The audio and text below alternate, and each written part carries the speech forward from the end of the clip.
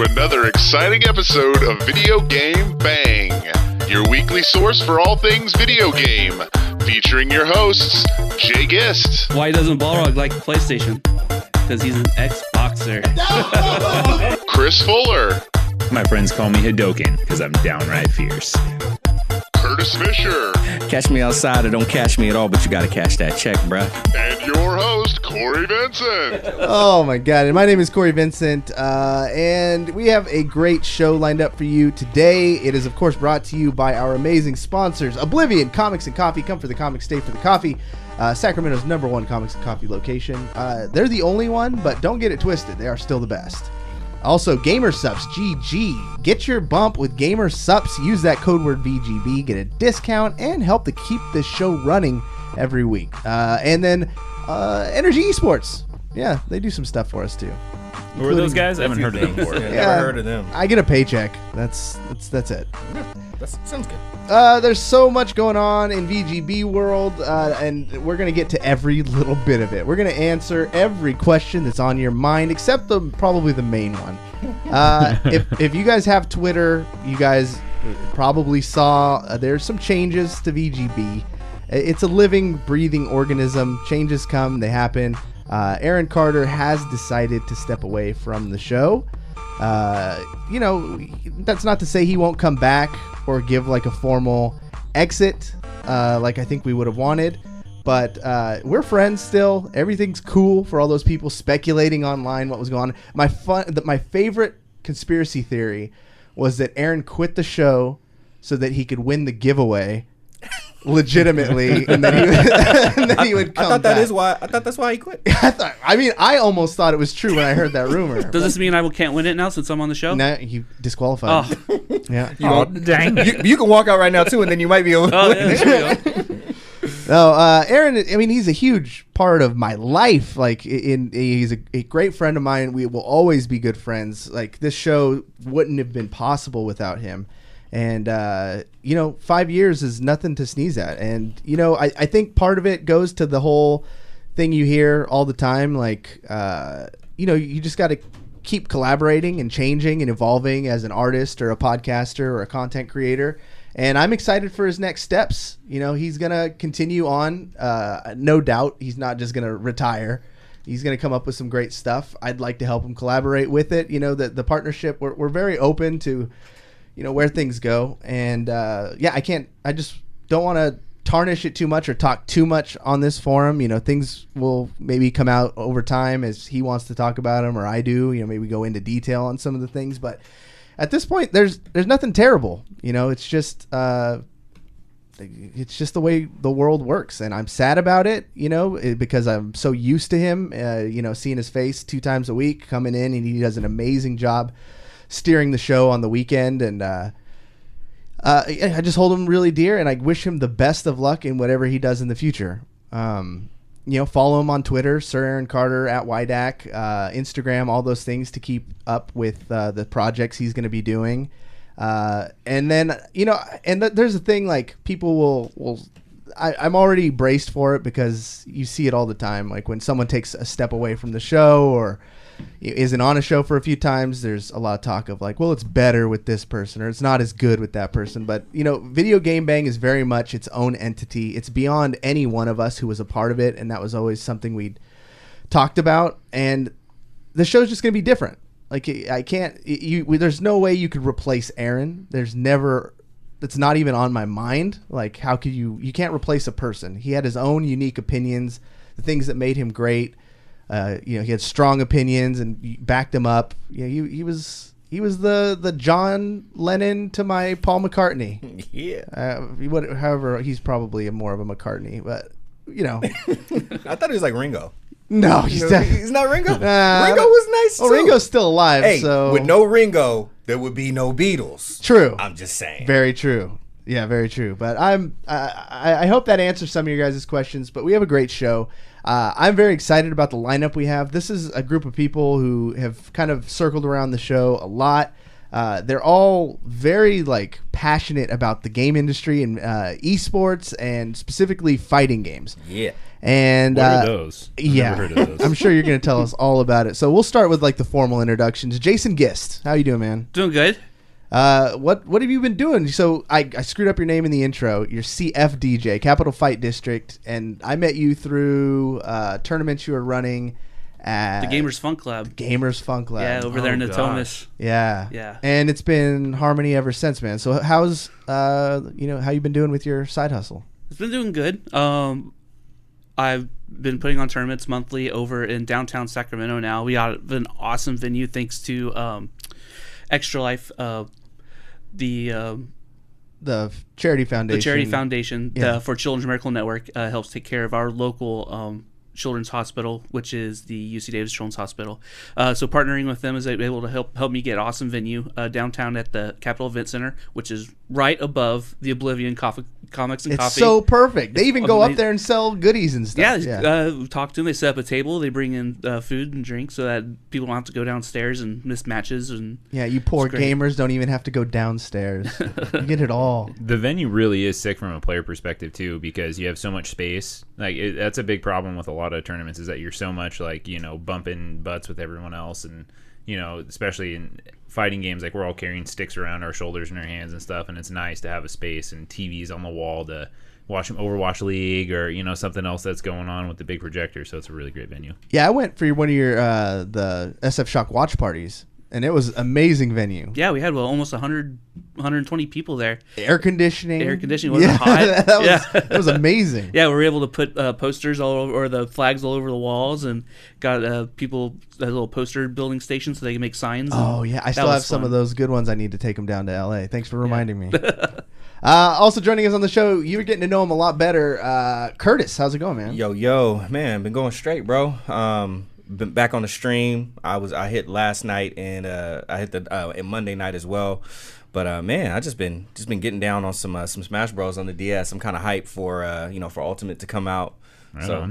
When I ain't watching Nairo stream, shout out to NRT. Shout out to my boy Nairobi. You know what I'm saying? When I ain't watching that, man, I'm just on them sticks, man. You know what I'm saying? Just trying to get it in.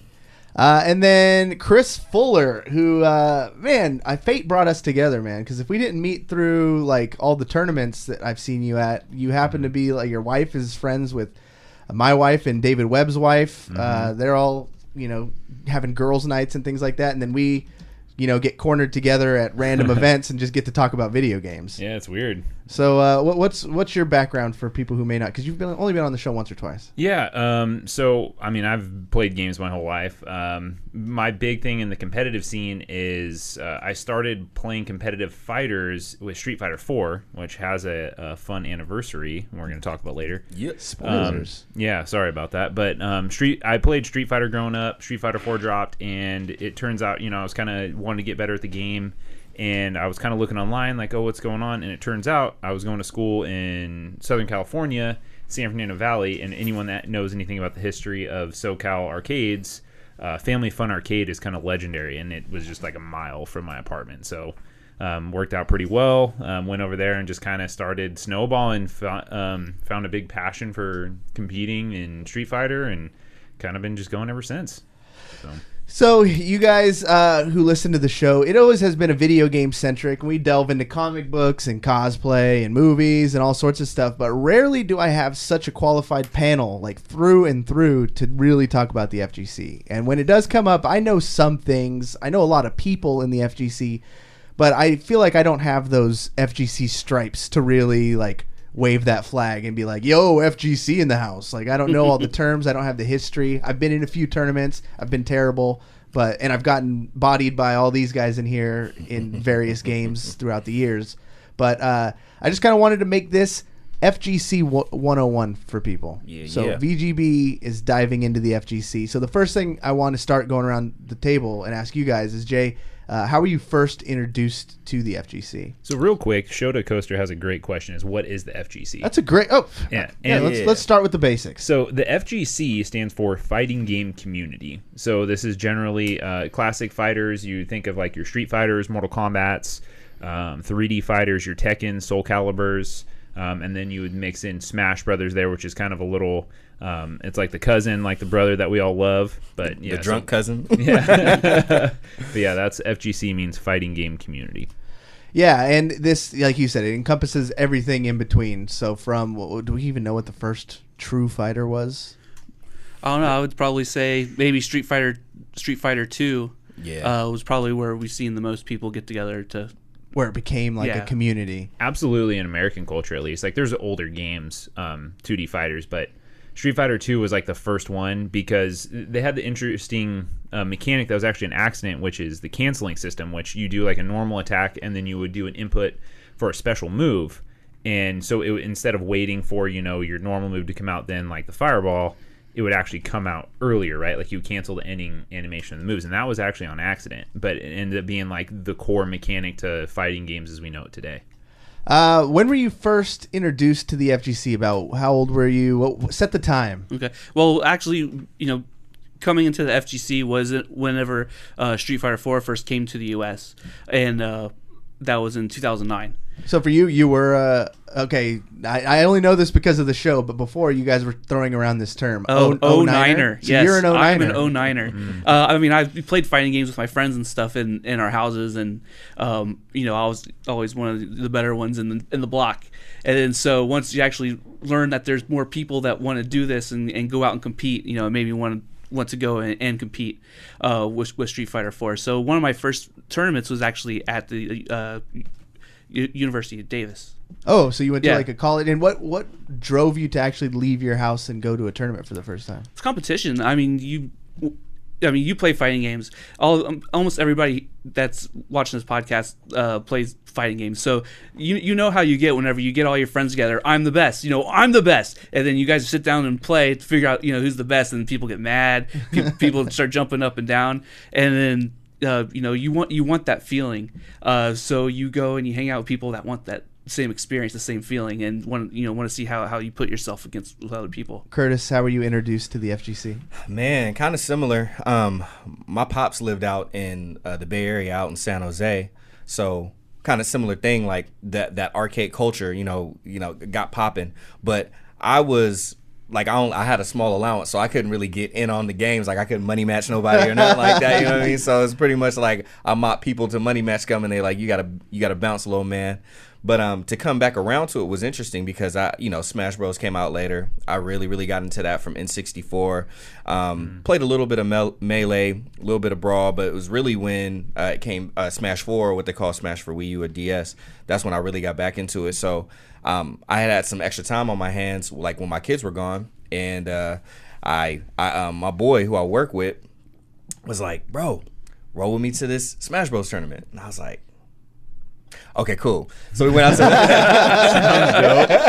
Let's do this. You know what I'm saying? Seemed like you really had to twist your arm. I mean, I had to ponder it, man. You know what I'm saying? Deep thoughts. You can't just give them an answer right off the top. Got to pause for dramatic. You know what I'm saying? Pause and let that thing settle in. But anyway, we went out there and it reminded me of kind of like the skateboard culture when I started skateboarding. I just saw a bunch of cats that didn't all look the same. But everybody was there for the same reason, and everybody had love for it. And I was like, man, I already love to play the game. Let me get in on this, and just I played some friendlies, got mopped. I was like, I didn't even know cats were this good. Is that the standard experience? Like, does everybody just get bodied in their very first a tournament? Yeah, I think it's Wong or something. Yeah, I think it's really rare for someone to step up and do really well in their first tournaments. Yeah, for sure. Yeah, and I think that's part of what will keep you coming back, right? Like you're like, I got body. I don't ever want to feel right? While we're on that, the only exception I can think of is actually Snake Eyes. So this was back in 2010 Evo. This was HD Remix, so Street Fighter Super Turbo HD Remix. Dope. He walks in, his very first tournament was that tournament, and he wins it with Zangief, and people just went nuts. What? Wow. First tournament ever, he was Evo champion. So that was a pretty hard act to follow, I'll tell you what. Absolutely. Chris, what about you? What was your first game? How did you get introduced to the scene? First game, absolutely, no doubt, was Street Fighter 2 in the arcades when I was a little kid. And every Friday, my dad would get his paycheck. We'd go to Round Table Pizza. I'd get 50 cents. I would always pick that green monster and slam that electricity, baby. Everyone that's played Street Fighter knows about some Blanca. But that was my dude when I was a kid, man. Growing up, I played all the games. Like anything fighting games I could get my hands on, I always played it along with like other ones. And then it just kind of, along with Jay, 09 came out, Street Fighter 4 console release. Got me hyped to play it, and then at this time now we have online play, so it's like, I can get better, searching combo videos, just that one really depends on the developer and how much they invest in those servers, because a lot of those games, aren't they like unplayable, and there's a huge difference in between the guys who go to the tournaments and the online warriors? Yeah, sometimes. I mean, I think that gap is closing. To be honest with you, I think more as the FGC has kind of improved overall. I think the overall level of play, like, it kind of accelerates everything, right? We're in the age of information, so people were able to understand the game better. But then now you have more people involved in going from game to game instead of just it being their first one. Or the new players are going into an ecosystem where a lot of the players are more talented, right? And you have these kind of tutorial stuff, people to look up to, a lot more tournaments. There's a lot more coverage than even it was in 2009. I mean, 2009, when you try to like Street Fighter tournament, it was you could catch a couple Japanese footage, or it was like Arcade Infinity, Family Fun Arcade, Denjin Arcade tournaments. Yeah, they were all hand cams, and it was hard to figure it out. Yeah. World Star. I mean, you think about that was only a decade ago, right? Yeah. And now it doesn't matter what video game, what competitive game you want to look at, you YouTube it, and it's just endless. Well, it was BT too. It was before Twitch. That was before Justin TV. Oh, okay. Justin TV though, the origin. Yeah. What was your first tournament though? Like, what was the first one you showed up to, and what made you show up? It was had to have been a tournament at Family Fun Arcade, just because this is where I would go, right? Like, get some break off class and go there and play and just get bodied. What was the year? Oh, it had to have been 2009 for sure. Oh, so you guys are both 09ers. Yeah, for tournaments, yeah. Yeah, absolutely. Oh, I thought I had real like FGC guys here. Oh. Well, before the show, you had said there was a stigma, but it's going away now. Like, you guys are the veterans now in the industry. What are the new ones called? We're not called anything. I mean, since now the information is more coming in, we have more and more players. The arcade culture of it is slowly going away, but still, a layer of what the FGC is built on. We're a lot more accepting of people coming in. Okay. And everybody wants to do is get better. Everybody wants to improve and show the developers and all the fans out there that reason why they love their games. I think the FGC has the best culture as far as like coming up with terms. I love going to FGC things and hearing like OD. Like, you just hear that randomly. I'm OD coming across the thing, and you're like, what does that mean? And I have to go to someone like So my thing is, I've been to a lot of tournaments. I've been to some like from far away ones to locals and stuff, and I've been blessed enough to be able to hang out with Nairo and do social media for him at some of these tournaments. Who are you talking about? Mr. Nairobi Quesada. Okay. Can we get those Nairo Apex in the chat, please? But he's an incredible guy, and he's introduced me to the whole crew. So I've hung out with Void and Zero and Mewtwo King and EE from the casters, TK Breezy. Like, I love all these guys. Are all my friends. Black I love Clay. these dudes. We're name dropping in here. Yeah, right we're now, name baby. dropping right now. I mean, I didn't have a match with Momochi like you, right? Didn't you play against Momochi in Street Fighter? Oh my god. Okay, so let's drop the story. It was 2 years ago at Evo. Playing Street Fighter 5. I'm playing Dawson, and I'm in Daigo's bracket as well as Choco Blanca, who, if you guys, Choco is married to Momochi. So first day, I go through. I'm undefeated. I take out a couple heroes. Like, there's I remember one sponsored guy from Mexico came in and unfortunately crushed his dreams. But so it was the last match of the day, and this is to make it out of pools and winners. And I'm playing against Choco, and she was playing Bison, and I had like been watching her. And the thing is, like, I've watched Momochi for a long time, and he like is obviously really coaches her a lot. And his style, I think, is the most that I identify with from a pro player. Like there's some other players that are really aggressive or really like high risk type players, and I don't see myself that way. I really kind of see myself in that Momochi style. So in a sense, I kind of had a feel of what kind of script she wanted to run, right? It was, optimize damage, minimize risk situation. Well, the thing with Dalsum is he has the reach advantage, right, with all his limbs. So it was just kind of like I would do the same thing, but my stick's longer, you know what I mean? Like my buttons, right? My buttons go further, and it just I kind of washed her, and it felt good, but it was a good match. It was fun. And so the next day, right, I'm going in. I know I've got Daigo round 2 if I win my first match, and we kind of this is, if you guys have ever been to a tournament, like a lot of times it ends up being where someone early in the day will sit down and start warming up, and people kind of line up to play and get in line for casuals, and oftentimes it ends up where one person is kind of like sitting there and it's kind of like a challenge line. Well, so I'm going for probably like an hour warming up, and all of a sudden Momochi sits down next to me, and I'm like I'm trying to be like, obviously I know who he is, like I'm introducing myself like, hi, my name's Fuller, and he goes, I know who you are. Choco's my wife, right? And this man sits down and proceeds to give me the biggest whooping I've ever had in my entire life. He was going to tell you. My dude, he was defending his family's honor. Like, there was no money, there was no tournament. I was like, this man had never played a harder, more solid, perfect game than he did for those 3 minutes, man. The funny thing was, it was all of a sudden like people were watching, like, oh, Momochi's sitting down, he's about to body this guy. Yeah. So hard. And he gave me the Shoryuken, man. That's all I gotta say. Yeah, he had to. Yeah. Like if he didn't, when he went home, he's sleeping on the couch. Yeah. That's just how it goes. But both Choco and Momochi were super nice. Like the whole time in the tournaments, they're always like really big about their fans and interacting with them. So there was no hard feelings. I think it's a really funny story that I just got bodied. Momochi had to defend his family's honor in a foreign land. You know what I mean? Right.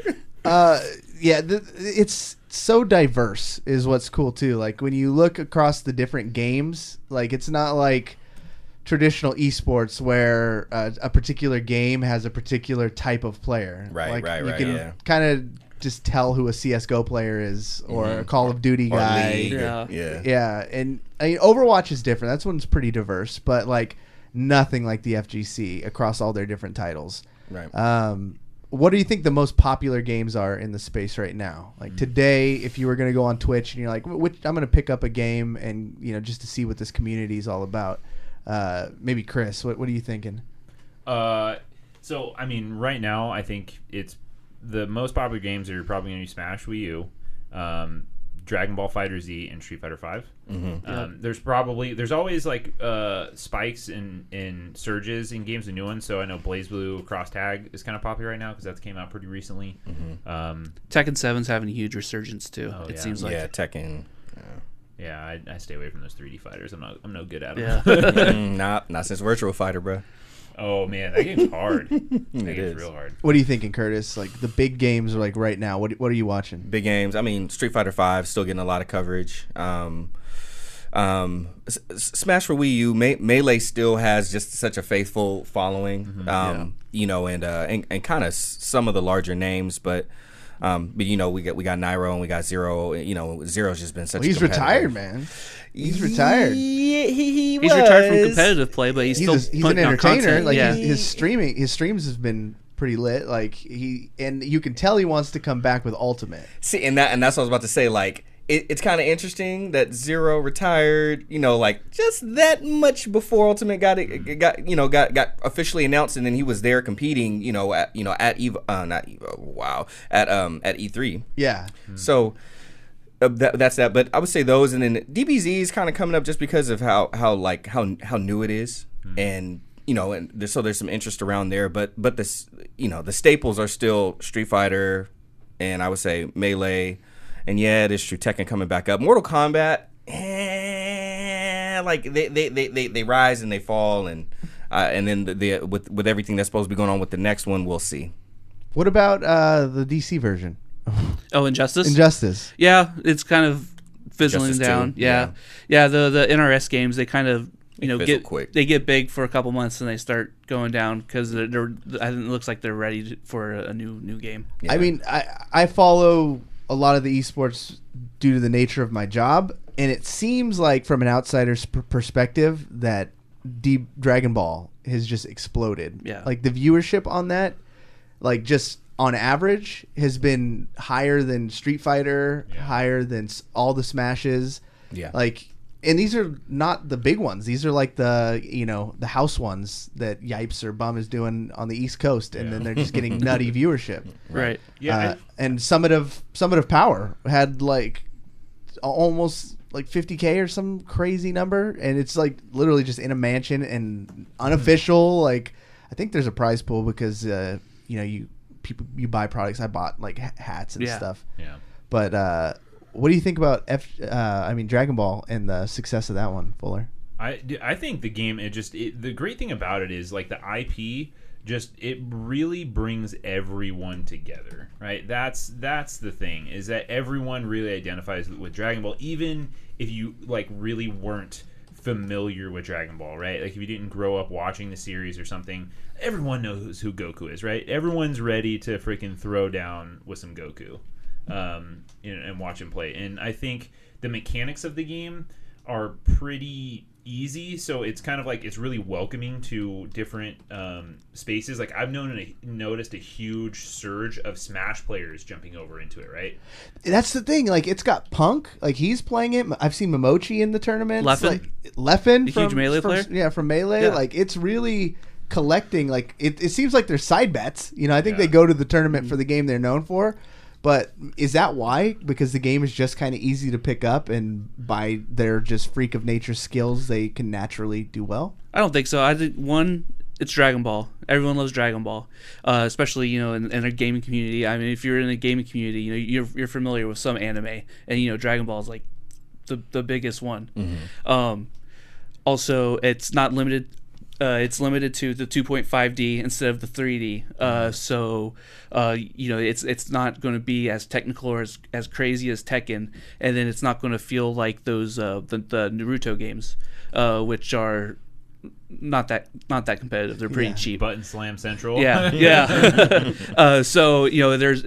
So it's it does have the technicality, like you're playing Marvel, which is one of Marvel 2 or Marvel 3, which is one of some of the best games that were in the FGC. Mm-hmm. Always drove big numbers.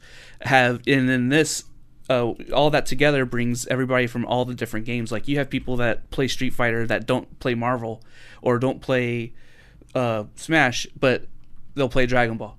And then on top of that, one of the little niches we haven't really talked about is the Air Dasher or the anime fighting communities, which you have the Arc System Works, which developed the game Dragon Ball FighterZ. They're known as Guilty Gear or Blaze Blue. Yep. And so that brings in that group of people as well. Absolutely. Yep. So, like I was talking about before, there's like one of the crazy things is how well they come up with these words. And so you may hear us saying words and you're not going to know what it means. So I wanted to go through quickly, and we'll just go through some basic definitions. One is bodied. Bodied. It's a good one. It's been around for a while, but Curtis, what does it mean if you get bodied? Man. You got disrespected, bro. Like your mama can't look at you in the eyes no more. You know what I mean? Like, take the stick, disconnect it, and go home, fam. Like, you just lost bad. You got turned into a body. You were a person, now you're merely a body. You're this a man's cadaver. soul is destroyed. Yep. Another good one is footsies. Jay's, I think, the one that taught me what footsies was in the beginning. Yeah, footsies is when you think about it, you have to think about the spacing between your characters and the range of your attacks. So some of the tricks is to move around. Like when you see the fighters move back and forth, what they're trying to do is to either get themselves into the space that they want to be in, or have their opponent trick them to go into the space that you want them to be in, so that you're able to attack them safely. Fighting games are all about like whiffs and punishes. Yeah. Like that was the one thing. Like before, when I'd play, I was straight button mashing, and then Get him. Yeah, I just jumping into him the whole time. Like if you just jump kick over and over again, you were me. That's what happened. Jump heavy kick, sweep. Jump heavy kick. That's the combo. That's everybody's two. And a guy on the show a lot, Alexander Baggs. I spent a lot of time in the lab with him, showing me stuff. And then Jay on a more technical thing. And then Mr. Howard 123, an avid listener. Actually made me some personal YouTube videos that showed me cross-ups and things like that, which is like cross-ups when you jump over their head and still manage to like hit a frame on their back where you could turn around and turn it into a combo. Sour spot. So I was doing that all the time. And then, so we'll just continue with the lingo here. What does free mean, Fuller? I mean, we know what it means in real life. Oh, free is the cost for victory right there. Baby, $3.99. It's on discount. It's on the clearance rack. You know what I'm saying? If you get called free at a tournament, it is not a good thing, guys. Nah. 0-2, baby. 0-2. One of my favorites was, like you were talking about 09ers. When I was with Nairo, they would yell brand new to people who they thought were like fresh. Fresh. Really? People that Fresh just came in from they'd be like, Wii U. oh, I'm playing against this guy. Oh, don't worry, he's brand new. Like, oh, it's brand, and then they would yell it at each other, like brand new, like after they bodied somebody. Yeah. So use these words in your real life. We'll go through a few more. Let's go through this. You guys may have heard this one because it kind of crossed over into regular video games, but salty. Salty, yeah. Oh, the salt. Salt. Oh, what is that, Curtis? Oh, bro, that's when you serve it up, man. You just took that L. You're not feeling good about it. You're pouting a little bit. That's when you shake your controller and you toss it across the room. Yeah, you start cussing at yourself. I suck. I'm so bad at this. Why am I here? Or you punch your arcade stick and break your wrist or something like that. That's the salt, man. That's the salt, brother. Do you Salt ever is use real. these words to your like family members who are non-gamers? Yeah. Yeah, they sneak in sometimes. Do they get confused, or because like my wife actually gets offended sometimes? Really? One time she like we were driving out and like I would have like hit something and she gave me like some advice or like it was like, oh, watch out. And I was like, ooh, a big brain. You know, I was like I really meant it. Like, thank you, like big brain wife. You know, you pulled me out of that one, and she was like held on to it. And like 2 days later, she was like, She was salty. I didn't like that. Yeah, she was salty 2 days later. And I did same thing with 200 IQ. I was like, 200 IQ, and she was like, don't talk to me like that. I was like, no, it means you did like some. I'm legitimately impressed. Like, it's me compliment. Yeah, it's a compliment to say you have 200 IQ. Yeah. By the way, baby, you look lovely today. I've actually kind of converted my wife on a lot of it. Like I just at first I would like avoid it, be like, oh, you're not gonna understand. I gotta teach her the memes. Now whenever there's a fresh meme, I just tell her about it. I get excited. That way I can be like, feels bad, man. What about run back? Who wants to take that one? Oh man, that's whenever you're at the lowest and you get that rally coming. Let's do this. Yeah. You got bodied. Yeah. Yep. You're feeling salty. And then what do? You run it back. Hey man, let's run it back. You can't beat me like that in front of everybody, man. Let's run it back. Yeah, that's my favorite is the salty run back. Yep, the salty run back. A run back is basically a rematch, but a salty run back is like in that same tournament. Yep. You know, and you come back through to losers. Yep. And you get that salty run back. Oh. Yeah, man. And then when that guy wins, it's bigger. Like, it doesn't matter who you are. I've seen Nairo get booed before just because everybody loves the underdog so much. Oh yeah. Yeah. You know, and he's like a huge fan favorite, but that's the thing, like the FGC, like comebacks are crazy. Yep. The next topic I wanted to go into is like, you hear us talk about esports, but what makes the FGC different than esports? And there's so many things. We talked about the diversity. Overall, it just kind of feels more diverse. And the other part is that they do open tournaments all the time. Like, when you're watching Overwatch League, you're watching, you know, the best of the best in, you know, who got paid a whole bunch of money to join these teams, and they practice scrims and set plays and they go against each other like basketball or something. But in the FGC, it's like you don't get any of that. It's like a real open tournament where anybody could come from any walk of life or hop on a plane and show up, and you're playing against the top tier guys. And those top tier competitors have to continually perform. Like, you can't have an off day. Like, I remember, was it Civil War? You know, Zero, who had won 80 tournaments in a row. Yep. And then, you know, people started catching up. Bayonetta became overpowered. Like, you know, characters started switching around. Yeah. And he went out 50th or 60th or something, and it shocked everybody there. It did. Everybody was talking about it, you know. And usually in esports, people are protected. You know, a top tier CS team isn't just going to play against, you know, a rando group of 5 guys, because if they lose, that's credibility gone. Absolutely. It's more like boxing in the FGC. Yeah. And especially in that regard, I'm sorry, not the FGC, but in the other places where it's like, okay, cool, like, here's your seed, you have earned the right and got your clout up to be able to play this team. FGC is dirty. It's like your grandmama can walk in, and if she bodies, the number one player, she, made it out of pools and made it. Now Nairo got to play my grandma. You know, what I mean? Exactly. Like, that's just how it is out there. So it's and that's that's part of what keeps it so interesting. I mean, like you have people like Zero who have like these like literally he's in the Guinness Book of World Records for as many tournaments as he won in a row. I think it was like 55. It's like crazy in number. a row. Yeah. But anybody can come up like a guy. This wasn't like Bill Latai. Goldberg either. This wasn't like squashing cans. He was like going to rank S tournaments and winning, whipping people. But same thing like in Civil War, because Civil War was supposed to be him against Ally, because they kept having these rounds where it's like, okay, Ally, it's Ally and Zero. Zero won this one. It's Ally and Zero at this tournament. Ally won this one, and they were like, all right, Civil War. All the best people come. We'll split the teams. They formed down the their middle. squads. Yeah, like, that was crazy. Nairo was Team Zero, but because of his popularity, people started coming up with Team Nairo, like as an offshoot. Like he went, like he was going rogue. It was like Were you there? Nah, I wish, man. I wish. I watched the whole thing though. Like, even the tournament where when they were doing knockout for both sides, I watched that whole thing hours, like the crew battle hours long. Oh my gosh. But yeah, but that's what makes it a little more volatile in the sense that it's like people aren't so protected. This guy can come out and knock this guy out and not even make it out of pools. And it keeps it interesting. Who's this new guy? Okay, we haven't seen him play before. The guy who beat Zero at that tournament had cameras in his face. Yeah. I was talking to him. He was like, my Twitter followers legit jumped up like 5K. Yeah. Because he beat him. Quick. I think it was Latai.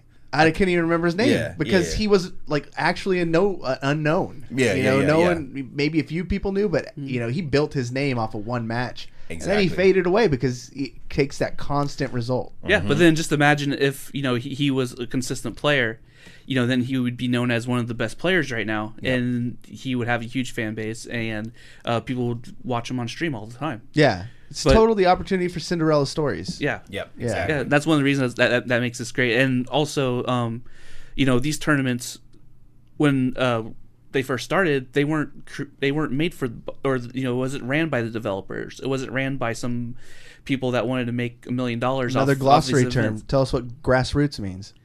Well, yeah, I mean grassroots is built by the community. Like if we want to run a tournament, we can't go and talk to Microsoft and be like, hey, look, people want to play this game. Can you run this tournament for us? The players have to be the organizers. The players are the ones that set up the tournaments for everybody to come together.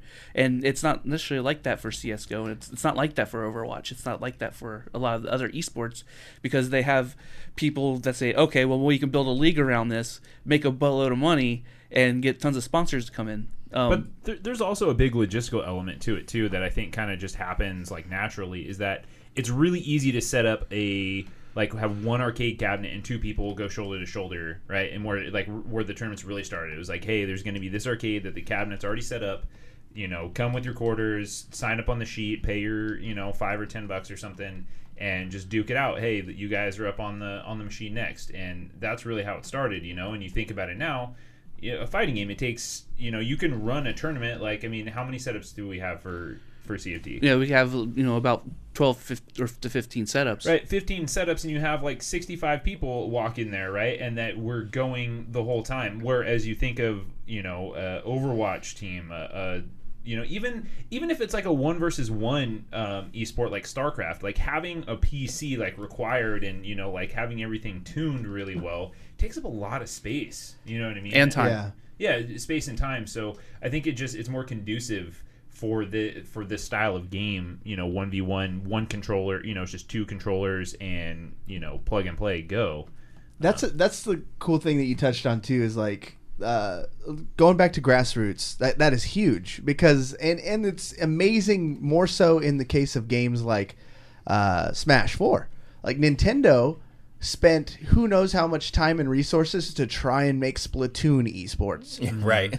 When they already have Smash 4 that they've literally given no attention to. They show up to a few more tournaments now, but I think part of it's Sakurai, who the creator himself said this isn't supposed to be a competitive game. It's supposed to be fun. Yeah. I have a feeling he's probably getting his arm twisted a little bit with Ultimate. And because of the big, what they did at E3, Curtis talked about before. They did a huge thing. They brought the top smash 4 players and then put them in a bracket tournament against the top melee players to try and cross the bridge. The melee guys got bodied. Yeah. I think, and I hope the players move. Like, it was so cool just to see, Mango on stage playing against Zero. I know, man. it was that was so crazy. Those crossovers were so fun to watch. But yeah, the grassroots stuff keeps it. You do have like Capcom does the Capcom Cup, which is like they do a bunch of tournaments and you gain points, and then they do a big thing. Fairly new. This is the 3rd year or 4th year? So it sounds something like that. Yeah.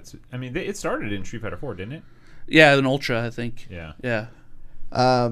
And the last thing I want to talk about is just where do you think it's going? The FGC. What do you see as the future of it? Well, for Evo and Capcom Cup, you see it on ESPN now. There's also the E-League that goes on, in TBS. TBS, yeah. So we're getting a lot more invitational tournaments, which is getting more towards, the esports and a lot of players being able to like actually make this a living for them, which is great. But then we also have tons of people that are doing locals, like myself and who's the other guy? Peter and for Computer Booter in Sacramento, he does the tournaments too. Pedro and David is the guy that owns the shop. Yeah, so you have locals that are doing things like that, as well as the people that have set up the major tournaments like Jabali and CEO and Alex Valle for SoCal Regionals, things like that. Valle. There's so much personality in life. Like, you could basically find an FGC community. Like, if you're hearing this and you're like, oh, I wish there was one in my area, there probably is. You probably just don't know about it yet. Low key. Go on Facebook or Google and type your city name and FGC or city name and the fighting game you think you're the best at, and then go get humbled.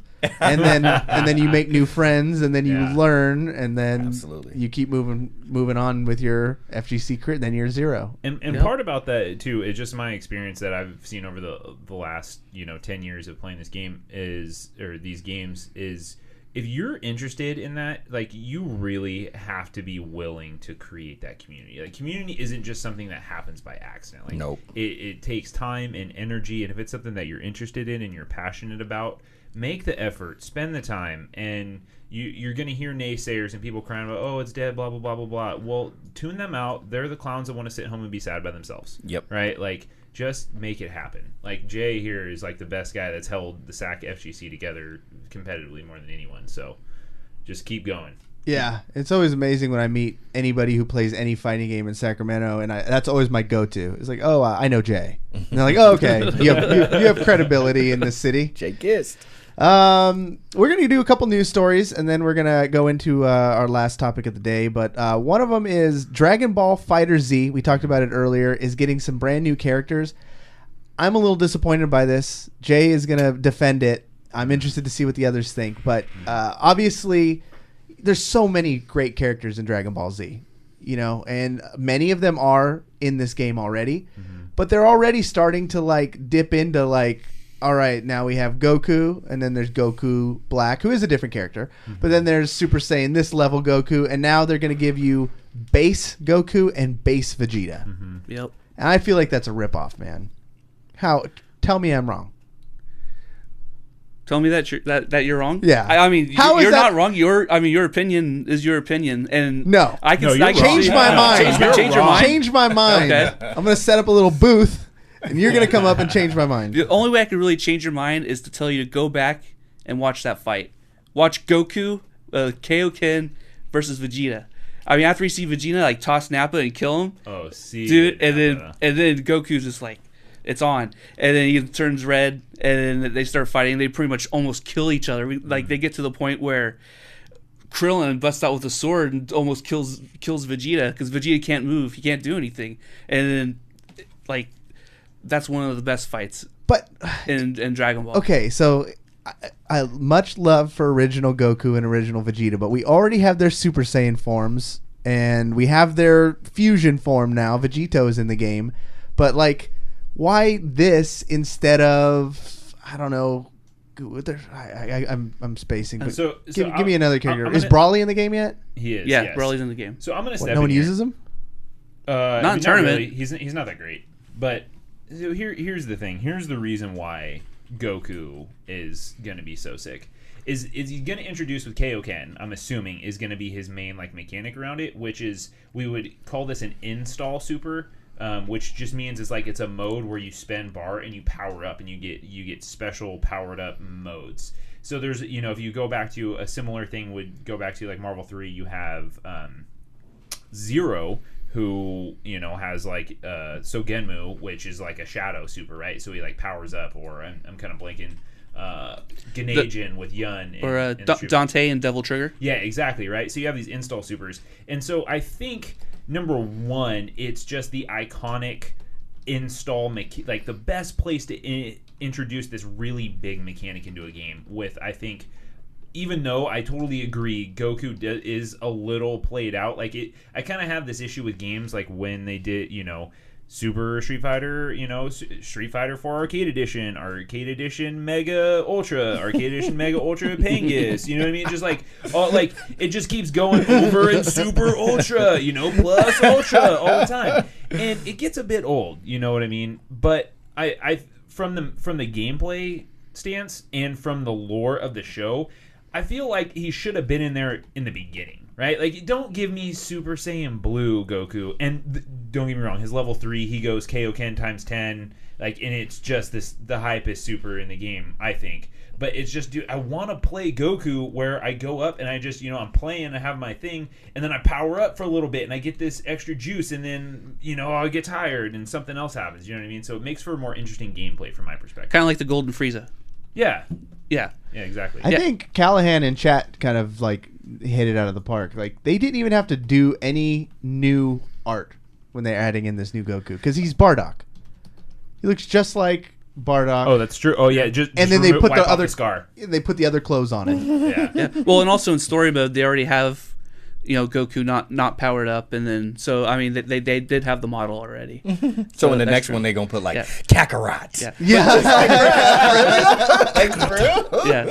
But also, with this information came out with the DLC, you have Goku. Whenever you lose your first ally, he can access Kaioken times 2. When he's by himself, he can access Kaioken times 20. We need to see if that's like a speed boost. Is that a damage boost? Yeah. And then on top of that, if you have level 3 sparking, you're looking at level 3. If you played Marvel versus Capcom 3, you're looking at a level 3 X Factor Virgil or something, and that he's just going to just mollywop anybody. Yeah. We went from 101 to like a masterclass real quick in that rant, because I'm lost as fuck right now. It's so hard. Me and Jay are on the same wavelength. We're talking like it's right there. What he's talking about is just on point. But yeah, it was just to go back a little bit to give a little insight. Marvel 3, very similar 3 versus 3 style, but the thing was, everything did a ridiculous amount of damage in that game, and there was this comeback mechanic called X Factor where everyone could use it once a game. And depending on how many characters you had, it would scale the strength and the duration. So one of the big strategies of the game, like the main strategy was, you pick your team, I kill their first guy, and I keep him in the corner, and I just kill the next 2 before they get a chance to play. Well, then the plan B or plan C was, okay, my first 2 guys died, I have this third character that is just outrageously egregious in this powered up mode called X Factor. And Virgil was like the classic in that one. So he's Dante's brother, and he would just delete health bars in like 3 hits. I like these games, those matches do go a long time in Dragon Ball. Like, they go a long time, but but the comebacks that can happen out of it are so hype. And now we were talking about whiffs and punishes. It's basically like, when you're playing a fighting game, you're waiting to capitalize on a mistake and then deal as much damage, and then you kind of reset to what they call neutral, and then it starts over and over again. Unless you know what your opponent's going to do when they try to get up. And if you already are in their head, then you don't even give them a chance to reset or play. Now you got the reads, right? Yeah. Because you downloaded them. Yeah. So hey, we're going more words. So yeah, the reads are like when you read someone, like mix-ups is what he's talking about. Like when you're getting back up, there's a certain amount of things you can do. You can jump if you want, or you can do a block. There's a throw, like whatever you want to do. And then so it's like this constant rock, paper, scissors when someone falls down. Yep. So there's when you're in and you understand the mechanics of the game, you're watching not just 2 dudes punch each other until a life bar goes down. You're watching a chess match in all reality. And when you could look at it on that level, the games are infinitely more entertaining to watch. But what makes them cool is that if you just like seeing two characters punch each other, it's still fun. Yeah. Like you don't have to know. And great casters will, like, over time, you'll start understanding, oh, he did that because of that. Or every time he says this word, that means that happened. Like I had to learn Smash just straight from watching it, like the casters, and then what a DI is, and I didn't know, so I had to go online. Vectoring. What a hitbox is. Right. You know, there's tons of crazy stuff. But Dragon Ball Z, what are some fighters that aren't in the game that you think should be by now? I saw Curtis, you just put in the Twitch chat. Where's Mr. Satan? Man, is Mr. Satan in there? If Mr. Satan ain't in there, and if he ain't OP, I said it in the chat, fam. I ain't playing. I need him in there, man. He has to be the Dan of the game. If they put him in, he has to be bad. He has to be Dan. He has to be terrible. It would be dope if they gave him a Dan skin just to really just to really drive it home. Got the pinky. Yeah, that would be pretty dope. Not gonna lie. I mean, that's what makes it great, though, because these games don't have to follow the canon. So if someone throws a Mr. Satan in there and, destroys Majin Buu, it's badass. Exactly. You're making your own storylines. Exactly. And it makes it fun, because that's part of it right at the end of the day. And I understand, okay, they're gonna put this person, this character, this version of this character. They're trying to keep it lit. And those are parts of the attachments. Like if we did watch the show, we liked this version of that character. So they'll withhold them a little bit, knowing that they're gonna put them in the game, and then they'll release them slowly. But they just gotta watch how they do that, because it can get tacky and annoying after a while. Yeah, I think to answer the question about what characters, they've done a lot in the Super series, right? And I think everyone wants Jiren, right? Like he's just, that would be so sick. And Topo and their whole squad. What is their squad name? The leader that Topo is. You know what I'm talking about? So chat, help me out. Who is Jiren and Topo? Their squad from Universe? What is their Universe 6? So I will fully admit that Dragon Ball Super is dope. Like it is amazing. I haven't had this much fun watching Dragon Ball since the old days. I couldn't get into it. You couldn't? Oh, no. Dude. Oh no. Maybe you gotta just give it another try, man. You gotta give it another try. Now change his mind. Have you even gotten to the Black Saga? I didn't get to the Black Saga. Okay, so you haven't even started the show. Okay. That's exactly where I ended, was the Black Saga, and now I need to continue on past That's like 50 episodes in. No, it was so good, though. Reprimand these men. Take away their nerd cards right now. It's my fault because I was binge watching it. Like, I love it, and I'm going to finish it. But Pride Troopers. Thanks, Callahan. That's where I'm at right now. Troopers. But yeah, I guess for Super, they didn't add Khalifa. Is that how you say it? Oh, that would be so sick. But then that's another Saiyan, and then... But she's...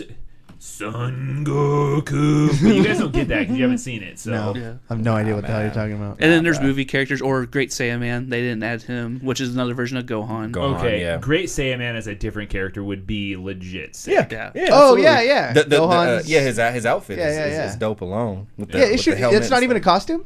No, okay. So Arxis, this is the thing when I first came in, right? Come from Capcom, who just freaking money grabs costumes all day, but we all pay for them because we love them. Is Arxis doesn't do reskins, because they do sprites, I guess, or something like that? No, the way the characters are animated, the lighting is different for each animation. Oh. So creating the models to look like their 2D cel-shaded graphics is a lot of work. That makes sense. A lot of work, yeah. Yeah, so that's a great response, but yeah, that makes sense. Some of the originals, though, they haven't even covered. Like, 17 isn't in the game? Well, technically, he is. He is technically. Well, are you talking about the Perfect Cell, or what? No, he's an 18. Yeah, he's an assist with Android 18. And, his level 3, he's kind of she calls him out all the time. But I think... someone was saying in chat that they think 17 and Cooler are shoo-ins. Someone had said that they data mined, and I don't know, I don't put a lot of stock into that until I see something a little more. But Cooler was apparently coming in 17 for 2.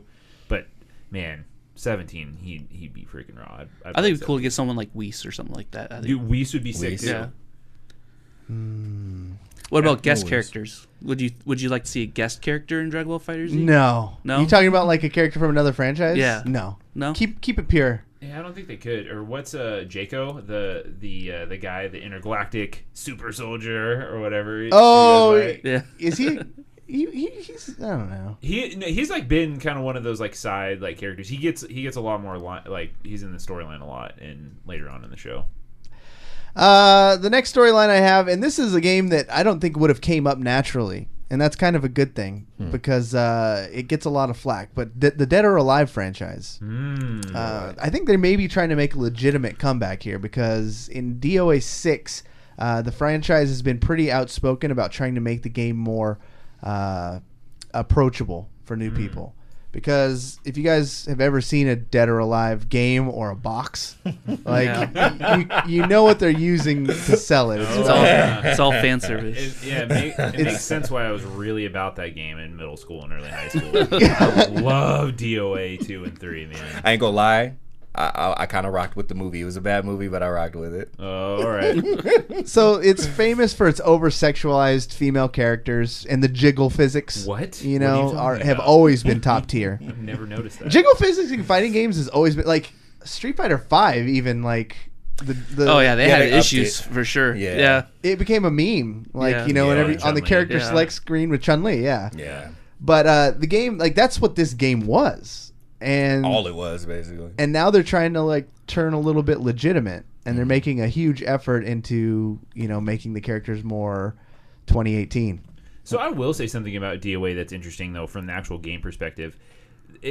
As much as we talk about rock paper scissors and like Street Fighter type games, which is more of like a philosophical rock paper scissors, like I think you're gonna block, so I'm gonna throw you, or I think you're gonna do this, so I'm gonna hit you with an invincible move. It really is kind of hard coded in rock paper scissors, is like where you have an attack and like counters and throws, and these things really do. It's a little more rock paper scissorsy, not only in that philosophical level, but like the mechanical level too. And I think is interesting. I think it becomes a little. I mean, within there's layers of mind games and stuff, and I definitely play it, right? But I just to give it a little credit where credit's due, I think it does offer some different dynamic from the gameplay perspective, not just the fan service, as we're calling it. Jay Gist is like a big teddy bear of a man. Like, he's so nice, and I rarely hear you say a negative thing about anything, let alone any person. But Emma was on the show and says that DOA was like her favorite fighting franchise. And I don't know if you were in chat or I was just talking to you outside, but I do remember you just being like, no, that game's garbage. And it shocked me. I was like, wow, Jay. Like when you call something garbage, like I was like, all right, game's garbage. Like, what was your opinion on that? Why did you feel that way? Oh, it's hard to support a game like that, especially running tournaments. If there was interest, I mean, it's a 3D fighting game, so you don't get a whole lot of interest, except for unless it's Tekken or Soul Calibur. But just being able to support that with a particular fan base in mind, it's kind of hard for me as someone that will run, kind of like a family oriented tournament. Dude, even though we'll you're do an Mortal Kombat amazing and family stuff man. too. Like your gaming lifestyle for your family is huge. Like your wife is sewing Overwatch Pachimaris, and you guys are doing tournaments, and as a family, I've gotten to crash a few of your games where your wife and your daughter are playing as a team and communicating like like an Overwatch League team, like doing call outs. It's pretty amazing. Like, so that I could see that for you, how it would be important for a family man to do family stuff. Yeah, I mean, and I don't know. I'm interested to see what they're going to do with this, and if it is something that people can get behind, if it's a game that will draw a lot of interest. I mean, because if it is, and you could build a community around a game, I'd love to be able to support that. And I think this is an interesting topic. Sorry, Corey. No, go ahead. Go with something. And I think this is really big that I don't know that developers realize, and it kind of segues back to what we were talking about a little bit earlier, is what's the future of FGC, like esports, right? And I think like gaming in general, like we're gonna see as our generation gets older a much more draw into it, right? Because this is something that we like is culturally norm for us and will be for our kids. So overall in general, you're going to see stuff, right? Like there's nothing special about football, the game, or basketball, or or baseball, the game itself, that's really amazing, that makes all this money. It's the popularity, right? Yep. It's the investment of money because the population wants to watch it. So if you have a population that wants to watch a different game, like investors, sponsors and stuff are going to get in there. Yep. But this is one thing that I kind of irks me, is that when the developers do over-sexualize stuff, right? Like what we're creating barriers at any level for anyone to enter into this ecosystem, right? Well, why is a developer like, I understand like you want to watch pretty girls duke it out, but like we don't need to have something where if any parent would be like, no, I don't want my kid playing that game because I feel like that's too much. So why are we even doing that? You can have a pretty girl on the screen duking it out that like is not going to create those issues. Yeah. Absolutely. Well, thank you guys all for joining us on the show. We're going to do a brief after show where I wanted to talk a little bit more about the 10-year anniversary of Street Fighter 4 because it is a legendary, iconic game. I think I remember bodying Chris a couple weeks ago. Didn't I? Oh yeah, I think I bodied you once or twice. It was pretty. I think you got the best of them. I think you won a lion's share of the matches, but there was a few good ones. It was close. It was close. It was a good set. Jay would have been proud of me. You'd have been proud of me. So we did a giveaway last month, and we want to thank everybody who signed up for the Gleam and followed us and subscribed to the show. And it was for a Nintendo Switch, which we did all come out of pocket for, which was a big step for us. We went from 0 giveaways ever on this show to like our biggest one. And thanks to the people at Vast GG, Vast Agency were amazing, and they helped us make sure we did it right and that, many people applied. And a lot of people here are waiting for the results, but I made you wait till the end. See how I did that? So now maybe we could convert 2 of you into fans instead of just trying to win a Nintendo Switch. But the winner, the name is Alexis Merriweather. From Floyd Knobs, Indiana. Congratulations. Nice. Congratulations. Merriweather. I will be reaching out. We will post the results on Twitter as well. On Twitter, this person is Star Merriweather. Looks like a very nice person. Like, I'm very pleased to give this person a Wii U. Very wholesome. Nice. We hope maybe they pick up some, not Dragon Ball, but Smash. Well, it is coming. Dragon Ball is coming out for the Switch. Oh, yeah, it is. Today too, yeah. The beta came out, right? Yeah. Jay Gist, tell everybody where they could get to know more about you and maybe show up to one of your events. Okay. You can follow me on Twitter at CFD_J. I also have at CFD Gaming. And you'll see some information on any tournaments that'll pop up there as well. And also facebook.com/Capital Fight District. And you can catch him at like all of the SF Shock events because he is one of the San Francisco Shock brand ambassadors. That's right. So nice. He's always there throwing down, hosting viewing parties in Sacramento. Avid Overwatch player. I don't even know. I should have had you. I don't even know if you're in the FGC anymore, man. You're always on Overwatch and improving too. You never leave the FGC. Well, you're getting like actual training from like college people. Like, it's pretty awesome to see your growth as a player. It's fun being able to level up. I mean, that's why I like fighting games. That way I can learn from my mistakes and get better. And I'm able to do what I've learned in fighting games and take it over to Overwatch. Curtis, I mean, we already know your grind, but tell everyone again. Yeah, man. Check me out at twitch.tv/Skipintosh, SKIPNTOSH. Yeah, man, just I'll definitely be playing some Smash, doing some DJ sets, reading comics as well. But Cory keeps talking about all these games, and maybe I should play Overwatch and all this other stuff. So y'all might see me up there with the pew pew pew pew. Dude, we'll play. Yeah. I would love to show you the ropes on some Overwatch. You watched some of the stream. It was a saltier stream than usual. Were you getting bodied? I was getting bodied on my main ranked account, so I do take it a little more seriously. I don't even know why I streamed it, honestly. Usually I have my stream account where I don't care. Yeah. But I was on my main for some reason, so I was tryharding. That's right. We just got quick play. That's right. I do want to say one thing, and to piggyback off of Chris, remember, guys, look for community around you, and if you don't find any around you, that's an opportunity to build it. So if you build it, they will come. Chris, man, you were a streamer who had numbers that made my mouth water, and you're going to school and you're doing a billion other things, but like, what do you want to promote, man? Yeah, I mean, you guys can follow me on Twitter at FullerFGC. There's no just FULLERFGC. Same on Twitch at FullerFGC. If you guys are interested in DBZ at all, I mean, you can check out some of my past broadcasts. I really do enjoy teaching a lot. So if you guys are like, hey, how can I learn, level up in fighting games? watch some of those. I haven't really. It's been a couple months of stream. Been like Cory was saying, life, working, spending more time with my wife, getting into other games and whatnot, and I'm back in school, so the streaming's probably put on hiatus for a little bit, but check out the follow, check out the broadcast. Maybe if you guys are interested and want some more content, have any particular questions, I'm always happy to answer them.